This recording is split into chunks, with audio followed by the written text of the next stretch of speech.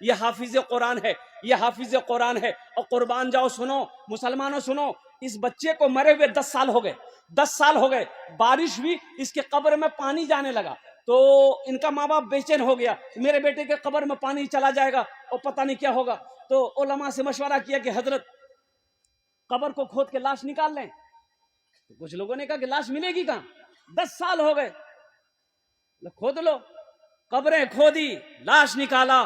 قربان جاؤ، اللہ اکبر کبیرہ۔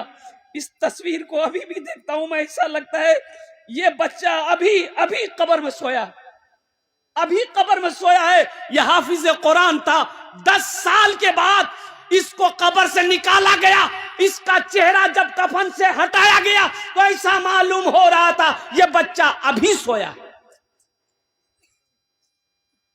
حافظ قرآن کی وہ شان ہے، حافظ قرآن کی وہ شان ہے۔ ارے یہ قرآن سے جو محبت کرے گا، اللہ اس کو زمین سے اٹھا کر آسمان کی بلندی پہ پہنچا دے گا۔ قرآن سے محبت کرو، اپنے بچے کو حافظ قرآن بناؤ، اپنے بچے کو عالم دین بناؤ، اپنے بچے کو قرآن پڑھاؤ۔ تاکہ ایک بات اور یاد رکھیے گا، بیٹے کو چاہے دلی میں پڑھاؤ، چاہے امریکہ میں پڑھا دو، چاہے لندن آکسفورڈ میں آپ بچے کو پڑھا دو، قسم خدا کی کل قیامت کے دن آپ کا بیٹا آپ کو دیکھ کر بھاگے گا۔ اللہ کا قرآن کہتا ہے باپ بیٹے کو دیکھ کر بھاگے گا، بھائی بھائی کو دیکھ کر بھاگے گا، دوست دوست کو دیکھ کر بھاگے گا، بیوی شوہر کو دیکھ کر بھاگے گی، شوہر بیوی کو دیکھ کر بھاگے گا۔ کاہے حشر کے میدان میں کہ ہم سے کوئی کچھ مانگ نہ لے۔ لیکن سنو، اگر اپنے بیٹے کو قرآن پڑھا دیے ہو تو بیٹا بھاگے گا نہیں، باپ کو حشر کے میدان میں ڈھونڈے گا، میرا بابا کہاں ہے، باپ کے ہاتھ کو پکڑے گا، اللہ کے سامنے کھڑا کر دے گا، مولا میں تیرا حافظ قرآن ہوں، میرا یہ باپ ہے۔ اللہ اکبر کبیرہ۔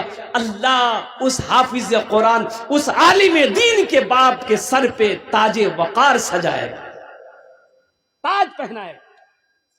کیا پہنائے گا؟ ایک حافظ قرآن 10 آدمی کو جنت میں لے کر جائے گا۔ کتنے کو لے کر جائے گا؟ ایک وکیل صاحب کتنے کو لے کر جائے گا؟ بڑا بابو، ارے بڑا بابو، دروگا صاحب، ایک حافظ قرآن 10 آدمی کو جنت میں لے کر جائے گا۔ الحمدللہ ثم الحمدللہ۔ میرے بھائیوں، اپنے بیٹے کو، اپنی بیٹیوں کو، اپنے پوتوں کو، اپنے بھتیجوں کو الحمدللہ ثم الحمدللہ حافظ قرآن بناؤ۔ اس لیے کم از کم اپنے بیٹے کو قرآن پڑھا دو۔ ارے مسلمانوں، مر جاؤ گے، کم از کم یہی بیٹا قرآن پڑھ کر اگر دعا کے لیے ہاتھ اٹھا دیا تو شاید اللہ قرآن کے صدقے میں آپ کے گناہوں کو معاف فرما دے، شاید اللہ معاف فرما دے گناہوں کو۔